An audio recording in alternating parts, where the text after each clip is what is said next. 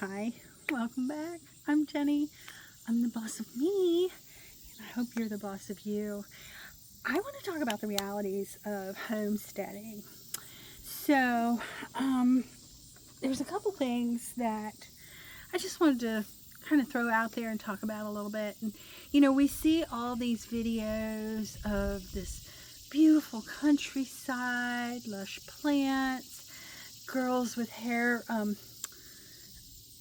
their hair tied back and wearing these peasant dresses with little aprons on, and everything's perfect, these lush green gardens and big beautiful harvests, and they're clean, they may have little garden gloves or whatever.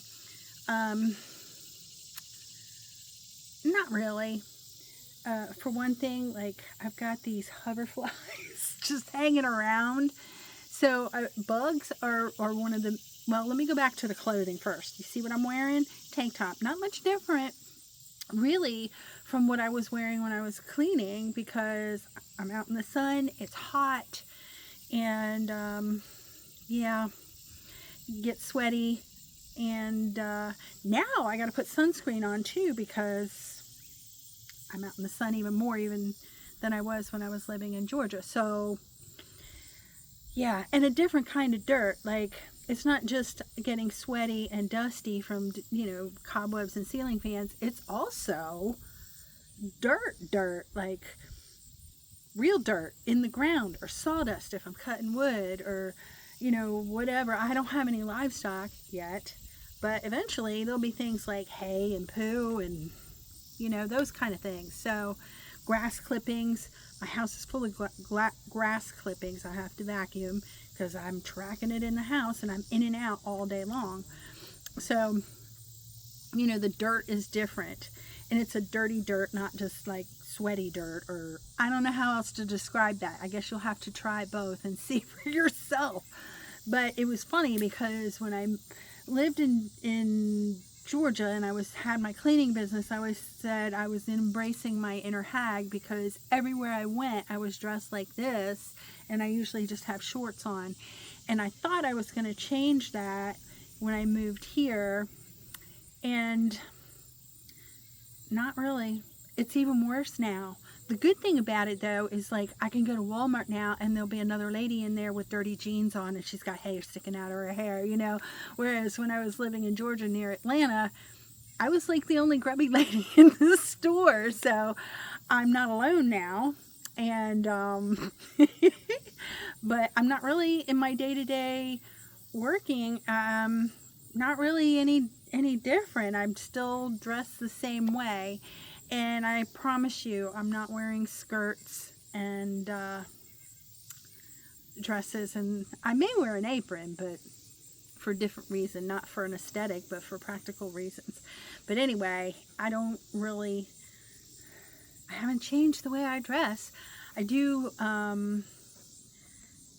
have more social stuff going on now, because I have a church that I go to and things that I do with my kids, where I really didn't go out a lot in Georgia. So I am changing that part of it. I can actually look like a civilized human being if I need to. But yeah, I haven't changed my way of dressing. Actually, I need to get myself some muck boots, something that I don't care if it gets messed up, because eventually I do want to have chickens. I'm still contemplating the rabbit thing. I don't know. That's so hard. Anyway, and I'm really kind of trying to study raising chickens. I definitely want to have eggs, and how many chickens do I need for just my size household, and raising egg chickens versus meat chickens versus multi-purpose chickens, because they have all different kinds. So I'm learning that now, and that brings me to the next thing. Is like, this is definitely a learning experience, and I'm obviously not a young person. I'm an older person, and I was brought up having gardens and helping my dad cut wood and going fishing, and helping process deer when people in the family got a deer, which wasn't on a regular basis. It just happened periodically. But, so I'm not unaccustomed to that. But this is a larger scale. And in the past, if I wanted to can things for, food preservation, there were a lot of farms near me where you could buy like a bushel of tomatoes or a bushel of peaches or 100 ears of corn. I even bartered back when I was younger and I was a hairdresser. There was a lady, I would give her a perm, she'd give me 100 ears of corn. And I'm in a new community now, so that's a little difficult. And that's another thing. Like, I moved from a completely different environment from what I was used to, because I grew up in suburbia and basically lived in suburbia or a small town.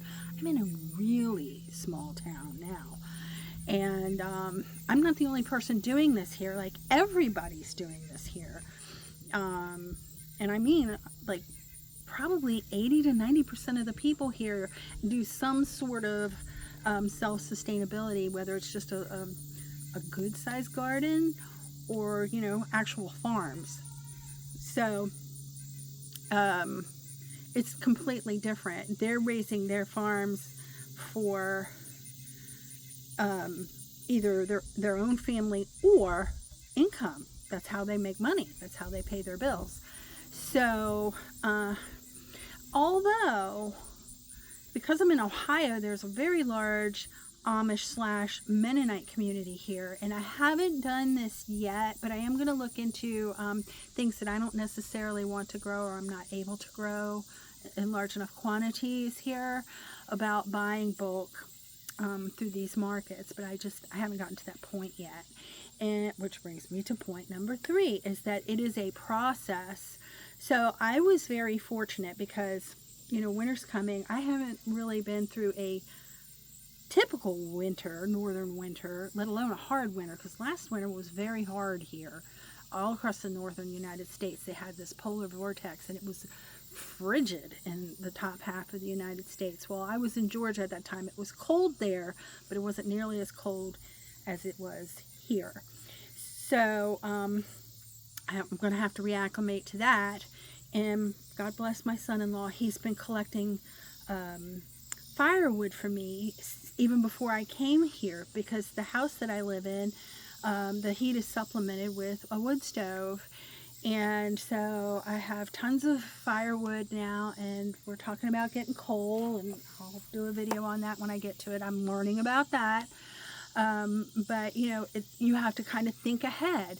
And so we've had wood splitting parties. We've got almost all the wood. I think we do have all the wood. We have a little bit more wood to split, and I'll be done with all the wood, and I'll be ready for the winter. But I promise you, we're going to be looking for wood even after that, because there'll be another winter, so you have to kind of think ahead.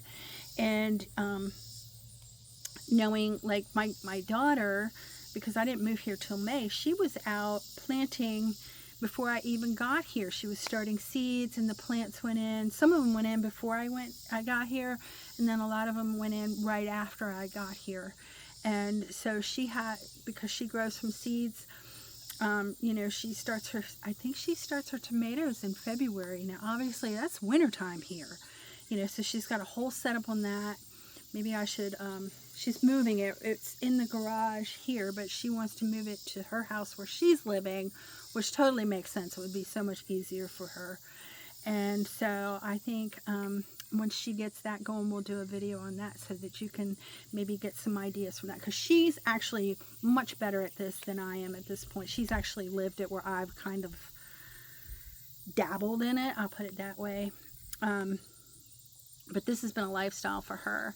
But thinking ahead, and how much are things going to cost, and how much do you need to plant for next year?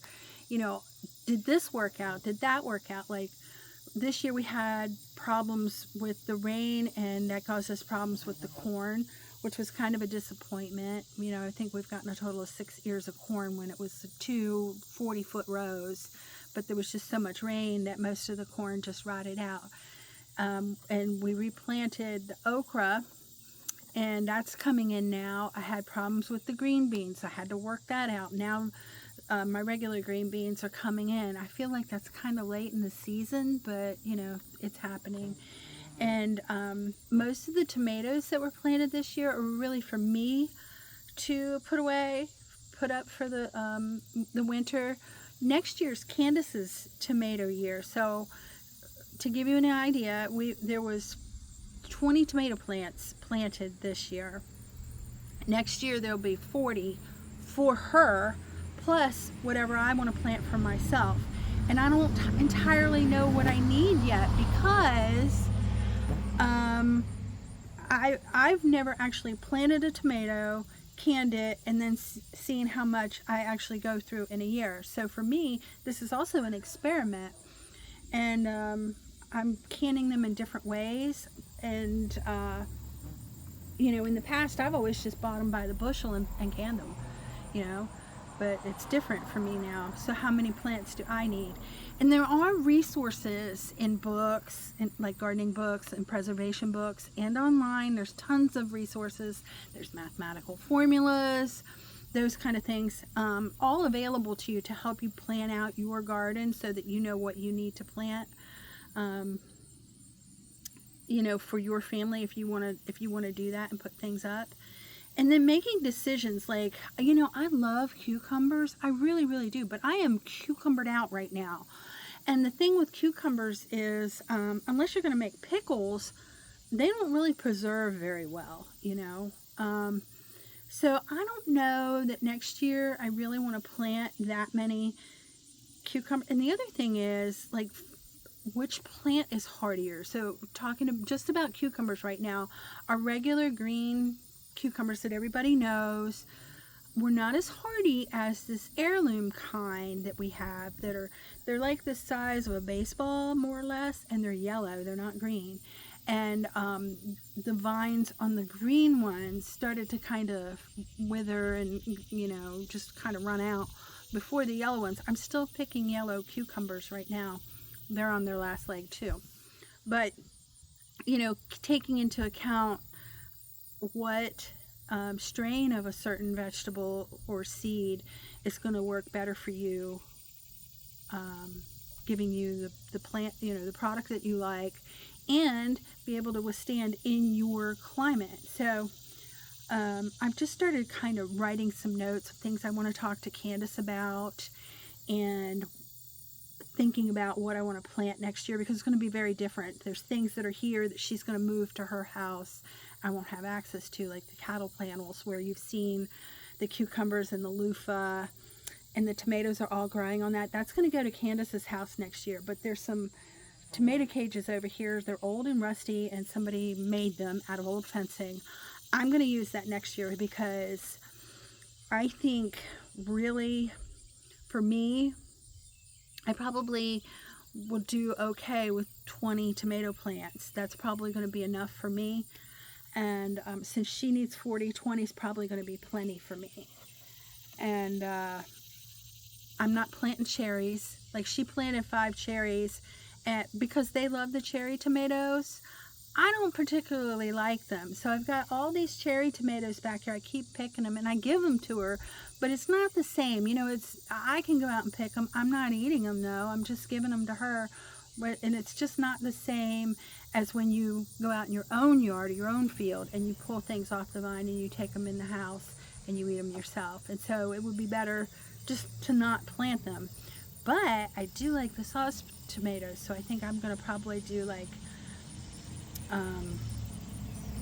I don't know, maybe another 5 sauce tomatoes, or maybe 10 sauce tomatoes and 5 regular tomatoes, and then maybe 5 or 8, and then 2 slicers. You know what I mean? Like, oh gosh, she's got this, and I don't know any of them. I'll find out from her if you're really interested. But she's got this heirloom tomato for slicers. They're huge. They are so big, and they're either yellow or a real dark, almost purple red, and they're low acid. The plants look horrible. The plants always look sickly and kind of spindly, and they do split, but that's because they grow so fast, so you get these crackled lines across the top. But there's a lot of meat on the inside. They're not full of seeds, you know, like some tomatoes have big seed pockets and hardly any kind of meat to them. These have a lot of meat, and they're sweet. They're so good. And I have an issue with stomach problems, so I like that low acid sweet tomato, and they are delicious on a sandwich. I'm not kidding. Oh my gosh, they're so good. So I'll probably plant maybe 3 of those. I don't think I need more than that because I have to consume them, otherwise they're going to go to waste. So there's those things. And then, you know, even still talking about tomatoes, and I think Candace had a really good plan with this. She gets the indeterminate, I think is what they're called, where the tomatoes continue to produce over a period of time instead of everything ripening all at once. And, you know, this again is going to be a preference, but for us, because they're indeterminate, we go out and we pick them, and what we do is we put them in plastic bags and freeze them, and then when we have enough, take them out of the freezer, thaw them out, and then we process them into the canning jars. That works for her, and it works for me, because we have more in life going on than just standing around waiting for fruits and vegetables to get ready. So we have that part of it. It's just the planning part, and I've been thinking more and more about this. It's like it's a business, so I've developed a routine, and you know my little popsicle, he goes out every morning with me to the garden, and that's what I do. I get out of bed, I go make my coffee. Sometimes I drink my coffee first, sometimes the coffee's going through the machine, and I'm out looking in the garden, and I go from one garden to the other, and the first thing I do is look to see what needs to be picked, and I pick, and I take the big metal strawberry bowl, we're calling it, with me. And lately I've decided it's probably smarter to go down to, we call it the Creekside Garden. It's the one at the bottom of the hill, because most of the time the things that come out of that garden are not as heavy as the tomatoes, but the tomatoes have been coming so quickly lately. And for me to take all those tomatoes back down that hill and then have to lug them all back up, it just makes more sense to pick up the light stuff first and then get the tomatoes. And once I collect everything and Popsicle and I are done looking to make sure everything's okay, then I water depending on the weather. So like, for instance, even though it's a beautiful day today, I watered yesterday. I'm not going to water today because starting later this afternoon, although we have beautiful blue skies, and I'm going to talk about something else about the weather in just a minute, but it's supposed to rain for the next couple days. So I'm not watering today because you don't want to overwater, right?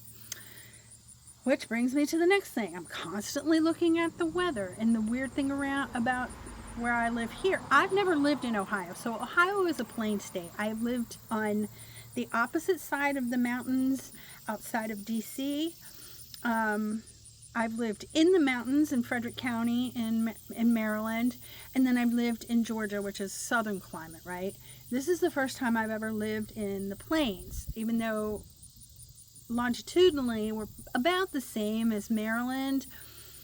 The topography of the land is actually, it does affect the weather. So you're going to get different weather in Rockville, Maryland versus Frederick, Maryland versus, Dayton, Ohio, because the land is different. We're further away from the ocean, where the ocean has a little bit of effect on what's going on, definitely on the eastern shore, but even inland towards DC and Montgomery County until you get to the mountains. The mountains, not just altitude, but it affects the wind. And out here, wind. There's a lot of wind, and I just don't know. I'm kind of learning it, the weather here, so I watch it a lot. And farmers do that. That's so important. You have to watch your weather, and not just for that, but, in Georgia, when it gets hot, it stays hot until a certain period of time. So once you turn your air conditioning on in Georgia, it stays on until probably late September. So like probably late May to late September, you're going to have your air conditioner on all the time. If you have it. I didn't have it down there, but that's a whole other story if you're interested. But yes, if you're going to turn your air conditioner on, it's like in the north, late October through April, you probably have your heat on, okay? So we don't always have the air conditioning on. I haven't really had it on much at all lately. And, you know, all that plays into not just your daily life, but your expenses, because it's going to be more expensive to heat here than it is to cool. Whereas down there, it was more expensive to cool than to heat. So these things all play into it as well. And how much money you want to spend on your heating and electric, you know, or cooling. And so the weather is going to play a part in that. And then the other thing that happens here that I am not that familiar with at all, it's not like I've been completely oblivious to it, but it's more frequent here, is tornadoes. I don't have a basement. The last one that went through, weirdly, I think that Popsicle kind of knew something was up before the announcement came on the phones, because he lives outside. He's not an inside cat. He's an outside cat. He really wanted to come in. He really, really wanted to come in. He started crying at the window. So we let him in, and then, the alarm went off on the phones. So he was inside. Well, then the chat started coming from my daughter and my son-in-law, because they live maybe 15 minutes from here, and they're in a very flat area, so they can see far and wide. They got fields all around them, and asked me what was going on over here. It wasn't too bad. It was raining, kind of heavy, but not too heavy. The wind was blowing, but trees weren't like doing this. They were just kind of doing this. You know what I mean? Like they do in the rain. And we just kind of kept an eye on the tornado watch. It was only like maybe 45 minutes. And then it got some heavy rain in the middle of it. And then it kind of eased off, but it still rained for a while. And the cat went back outside. But I think he knew. They say animals know. And that's another thing, is becoming in tune with what your animals are trying to tell you. Like, they can't talk to you like I'm talking to you in a way that you can understand with words, but they have other ways of telling you what's going on. So you become more in tune with what's happening in nature and watching it and being observant. But it's not always pretty, it's not the fantasy that the internet wants you to have, where everything's just, these clean cows and beautiful horses that pull these, quaint little wagons and whatnot. And, there's bees, there's snakes, there's other critters. Like, right now we have squirrels living in our garage, and we have had problems in the past with an occasional rat getting into the grain when Candace had her chicken here. Well, that makes sense. I have lived near farms before, and when you grow grains like cornfields and soybean fields and hay fields and all that, you're going to attract rats, and they need shelter, so they will find barns and buildings close by their food source, and they will live in it. And we've had issues here with raccoons and groundhogs, and they need to be dealt with. And there's finding this happy medium between being kind to the animals, because they're just doing what nature tells them to do, and being protective over your own needs and survival, or whatever it is how you want to label it. But we have to find that balance. And so you're gonna have intruders coming in. Some are better than others. There was a rabbit living here, and that rabbit, as far as I'm aware, was not hurting anything. But Popsicle's job is to guard the gardens and make sure that creatures don't get in there and eat up our vegetables. And that rabbit had to go, in his opinion, so he took care of the rabbit. So that's his job. I can't fault him for that. It was a little gruesome, and that was kind of tricky too, because he's very attached to me. I'm his mom, And he did. He left it on the front porch right by the door, just like a cat would do, right?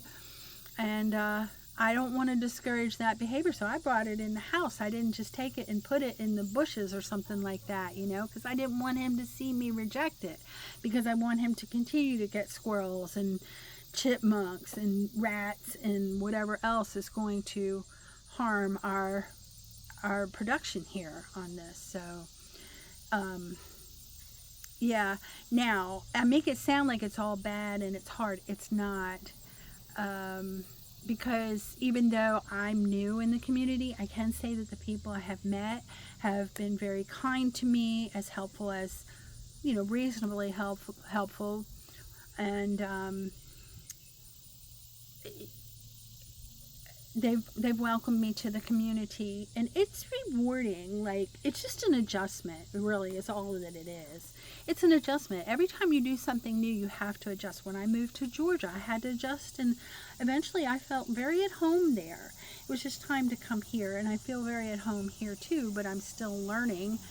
And I gotta be honest with you too, you know, I'm over 60 years old, and I'm glad I'm learning. Oh, I'll tell you something else. You know what else happened? I'm going to tell you this. Let me tell you this. Oh, you'll all love it. Now, I'm not a skinny girl by any stretch of the imagination, but because I'm doing my own cooking now more than ever, and I'm not eating out, I've lost 20 pounds.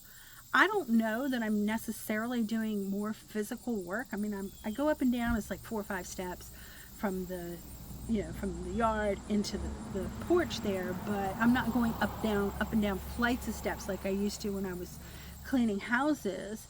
And I don't really feel like I'm carrying more. I might be walking as much, maybe. I don't know. But I do know that I'm not eating fast food. I'm not eating convenience foods. Everything, even if I eat something like I just made a peach cobbler. I made a peach cobbler. You see what I'm saying? I put the flour, the sugar, the salt, the peaches, everything in it, and I put it in a pan and I put it in the oven. I didn't go to the gas station and buy a honey bun. That's what I'm saying. So I still eat whatever I want. A lot of cucumbers. But I made it, you know? So it's not full of preservatives. It's not an impulse buy. I had to think about it. Do I have the ingredients for it? I even looked up the directions, etc. You know, it took the time to make it. They were canned peaches from the store, not my canned peaches, which I would love to can some peaches, but I don't. Maybe I should look around and find out where I can get a bushel of peaches. Canned peaches are so good. Home canned peaches. And they make even better cobbler, trust me on that, because they have better flavor. So anyway, yeah, I did lose 20 pounds, and it was weird because I started like noticing my body felt different to me, and I didn't even have a scale like back before when I was 20 pounds heavier and I was cleaning houses. I cleaned a gym once a week. I could weigh myself whenever I wanted pretty much, but I don't have access to a scale, so I went and I bought a scale. So that's kind of cool. So yeah, you know, just health-wise, so much better because I'm doing my own thing. And I guess it's going to depend on where you live, because I think there's some places in this country where people live much more remotely than I do. It's only 10 minutes from here to the town where I live. It's a small town. The Walmart and the Kroger does not have the selection of stuff that I had when I was near Atlanta, but they have everything that you need, okay? And they still do the delivery. So technically I could never leave my house if I didn't want to, even to the point where I can stream online anything that I want to watch. I can stream my church services online. I can order Walmart, Kroger, those deliveries come to my house. I don't know because I'm not typically somebody who does this, but I don't know if they have like Uber Eats or Grub. I don't even know if they have Uber, to be honest with you. Any of those kind of things that would deliver like from restaurants. I guess I should ask. guess I should ask. Now, near me, there's not a lot of fancy restaurants. I don't even know if there is. There's got to be some. I know there's a Chinese restaurant where you can go in and sit down and eat, and it was pretty good. But there's a lot of fast food. We got McDonald's, we got Burger King, we got Dairy Queen, and some others, you know, all the ones, Wendy's, the common ones. There is a little diner in town. We've eaten there before too, and there's a Bob Evans, but you know, real nice dinner where you would go in and you would have to wear a certain kind of clothing, not this. I don't know if there's something like that around here local to me or not. I don't know. I don't know. If I want a steak, I'll go to the Amish market and get one, okay, and cook it myself. That's what I would do. But yeah, it's not bad. It's just not as easy or as glamorous as they make it out to say. There's a girl, lady, woman. She's getting ready to have a baby, I think, and her name is Lavina Zook. She's Amish. Well, she's an ex-Amish, and she said on one of her videos she hates it when people talk about the simple life, because there's nothing simple about it. And she's absolutely right. When you start listening to her on a regular basis, it is work, work, work, work, work for them all day long. And keep in mind, they don't even have electricity, okay? So they're cooking on wood stoves and using generators and things like that. And she came, I think, from old order Amish. There's a lot of that in Ohio, where sometimes they won't, you know, they're like very primitive. I don't mean they use more primitive farming methods than what we do, okay? Than the English do. So there's nothing simple about it. It's work. It's work. But you know what? I'm okay with that. Work is good for you. Work is really good for you. It's not good to be lazy. Work is good for you. It's rewarding. You get the end result, and you can say, look what I did, or I get to eat today, or this was beautiful, a beautiful process, or I learned something. Work is good, and it's not simple.